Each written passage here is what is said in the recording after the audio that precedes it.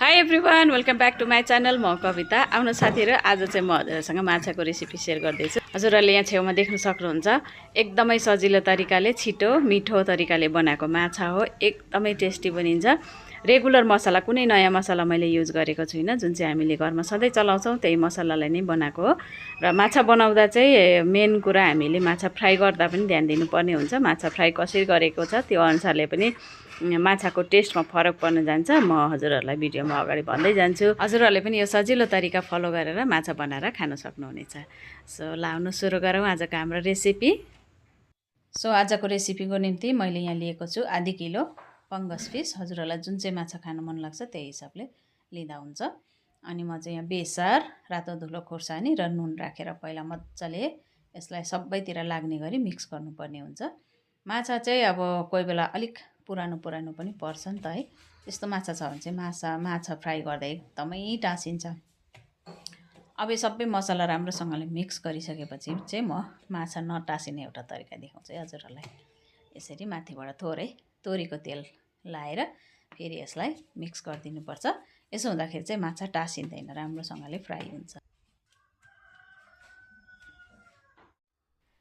अब यसलाई आधी घन्टाको निम्ति छोपेर राखिदिने। त्योभन्दा धेरै जति राखे पनि हुन्छ, आधी घन्टा चाहिँ मिनिमम राख्नु पर्यो। र त्यतिन्जेल मसला तयार गरौँ। यहाँ मैले थोरै पहेँलो तोरी, कालो तोरी लिएँ। अनि लसुन पनि लिँदैछु। लसुन ठुल्ठुलो थिएर काटेर लिएको छु मैले 8-10 वटा जति। अनि 1 इन्ची जति अदुवा, 2टा हरियो खोर्सानी, एउटा ठुलो साइजको प्याज। अब त्यसै गरेर एउटा ठुलो साइजको टमाटर पनि राखेँ। अब चाहिँ यहाँ म थोरै बेसार पनि राख्दैछु। आधी चम्ची जिरा पाउडर, आधी चम्ची धनियाँ पाउडर पनि राखेर एकैचोटि पिसिदियो भने पछि थपिराख्नु पर्दैन मसला है। यसै पनि मलाई चाहिँ यो जिरा र धनियाँको दाना पिस्दा त्यसको एकदमै स्ट्रङ फ्लेभर लाग्छ कि, त्यही भएर मलाई पाउडरै मनपर्छ। र यो सबै मसलालाई थोरै पानी राखेर मजाले फाइन पेस्ट बनाएर रेडी गरिसकेँ। अब मसला रेडी भइसकेको छ हाम्रो। अब चाहिँ हामी माछा फ्राई गर्नेतिर लागौँ। र यसको निम्ति तोरीको तेल तताउँदैछु मैले। हजुरहरूले जुन तेल खानुहुन्छ त्यही तेल तताउँदा हुन्छ। मलाई चाहिँ तोरीको तेलै मनपर्छ। यसै पनि माछामासुहरूमा त तोरीको तेलले नै टेस्ट राम्रो आउँछ नि त है। माछा फ्राई गर्दा चाहिँ तेल मजाले तातेको हुनुपर्छ। राम्रोसँगले तेल खारिसकेपछि ग्यासको फ्लेम लो गर्ने सबैभन्दा पहिला, अनि त्यसपछि चाहिँ माछा यसरी राख्नुपर्छ। अब माछा तेलमा राखिसकेपछि यसलाई छोपिदिएँ मैले। छोपिसकेपछि चाहिँ मैले ग्यासको फ्लेम हाई गरिदिएँ। छोप्नुको कारण चाहिँ माछा कोही बेला पड्किन्छ। त्यसरी छोपेको छ भने चाहिँ पड्क्यो भने पनि त्यस्तो रिस्क हुँदैन। र माछा चाहिँ जहिले पनि हामीले हाई फ्लेममा नै फ्राई गर्नुपर्छ। लो फ्लेममा फ्राई गर्दा माछा खुडिन्छ र धेरै टाइम पनि लाग्छ, त्यो ओभर कुक हुन्छ, माछा राम्रो हुँदैन। र अर्को कुरा चाहिँ माछा हामीले एकदमै धेरै रातो हुने गरी फ्राई गऱ्यौँ भने पनि हाम्रो माछाको भित्रसम्म मसला पस्दैन, जसले गर्दा माछाको स्वाद राम्रो आउँदैन। यदि फ्राई मात्रै खानु छ भनेदेखि चाहिँ हामीले एकदमै रातो हुने गरी मजाले फ्राई गर्नुपर्ने हुन्छ है। झोल अथवा ग्रेभी बनाउनु छ भने चाहिँ हामीले माछालाई अलिकति लाइट नै फ्राई गर्नुपर्छ। ल हेर्नुहोस् त, मैले एकदमै धेरै डिप फ्राई पनि गरेको छुइनँ, तर यसको अब काँचोपन पनि हराएको छ। माछा त फ्राई गरेर रेडी भइसक्यो। अब यहाँ एक्स्ट्रा तेल छ, त्यसलाई चाहिँ म निकालिदिन्छु। यो फङ्गस माछाले फेरि आफ्नै फ्याट रिलिज गर्छ कि, जसले गर्दा अब तेल बेसी हुन्छ। यत्रो तेल चाहिँदैन मलाई।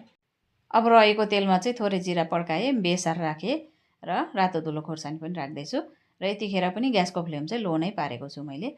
हाई फ्लेममा चाहिँ हामीले यो मसला, ड्राई मसला राख्यौँ भने यो मसला सबै डढ्छ होइन। त्यही भएर मैले ग्यासको फ्लेमलाई लो गरेँ। अनि ड्राई मसला राखिसकेपछि अनि अघि जुन चाहिँ हामीले प्रिपेयर गरेको मसला थियो त्यो मसलालाई राखेपछि अब चाहिँ हामीले ग्यासलाई मिडियम फ्लेम अथवा हाई फ्लेममा राख्न सक्छौँ। अब नुन पनि स्वादअनुसारले राखेर अब यो मसलालाई पकाउनु पर्ने हुन्छ। एकछिन मजाले 5-6 मिनट जति लाग्छ यो मसला पाक्नु। अथवा अब मसला पिस्दाखेरि आफूले पानी जति राखेको छ त्यो पानी सुकुन्जेलसम्म हामीले मसला पकाउनु पर्ने हुन्छ। ल हेर्नुहोस् त, मैले 5-6 मिनट जति पकाएर मसलाले सबै तेल छोडिसकेको छ मजाले। हाम्रो मसला रेडी भइसकेको छ। अब जति पनि यहाँ अझ रहेको अलिअलि पानी छ त्यो पनि मजाले सुकाइदिन्छु म। मसला मजाले पाकिसक्यो, हाम्रो रेडी भइसकेको छ। अब चाहिँ आफूलाई कतिको झोल चाहिन्छ, कतिको ग्रेभी खाने हो त्यही हिसाबले पानी राख्ने। मैले चाहिँ 1 कप पानी राख्दैछु। अब यो पानी राखिसकेपछि यसलाई मजाले मिक्स गरिदिएर यसलाई फेरि छोपेर एकछिन पकाउनु पर्ने हुन्छ। अनि यो पानी उम्लिसकेपछि अब यो झोल भनौँ न है, झोल उम्लिसकेपछि चाहिँ अनि हामीले माछा राख्नुपर्ने हुन्छ। हाम्रो झोल पनि उम्लिसकेको छ। ल हेर्नुहोस् त धेरै टाइम लाग्दैन यो उम्लिनु त। अझै तातो पानी राख्यो भने त अझै राम्रो हुन्छ। मेरोमा त मैले त तताई नै त्यतिकै चिसै नै राखिदिएँ। कोही बेला त अल्छी पनि लाग्छ त्यही भएर नि। अनि जुन चाहिँ अघि फ्राई गरेको माछा चाहिँ त्यो माछा राखिदिन्छु। माछा राखेर पनि साह्रै धेरै बेर पकाउनु हुँदैन हामीले नि। धेरै बेर पकायो भने माछा ओभर कुक हुन्छ। मलाई यहाँ अलिकति मैले गल्ती गरिहालेको छु। अहिले हजुरहरूलाई भन्छु मैले के गल्ती गरेँ भनेर। सो अब माछा राखेर एकछिन 3-4 मिनट जति चाहिँ पकाउँछु। धेरै पकाउयो भने चाहिँ बिग्रिहाल्छ माछा। सो मैले चाहिँ के गल्ती गरेँ भन्दाखेरि माछा उम्लिनु छोडेर उहाँ एकजना बाहिर बोलायो कि मान्छेले, त्यता गफ गर्नु थालेपछि एकछिन 5-6 मिनट जति चाहिँ पाक्यो नि त माछा, ओभर कुक भइहालेछ। सो हजुरहरूले चाहिँ त्यो मिस्टेक नगर्नु होला। धेरैभन्दा धेरै 3 मिनट जस्तो चाहिँ उमालेर हामीले छोडिदिनुपर्छ। अब माछा हाम्रो रेडी भइसकेको छ, मजाले सेलाइ पनि सकेको छ।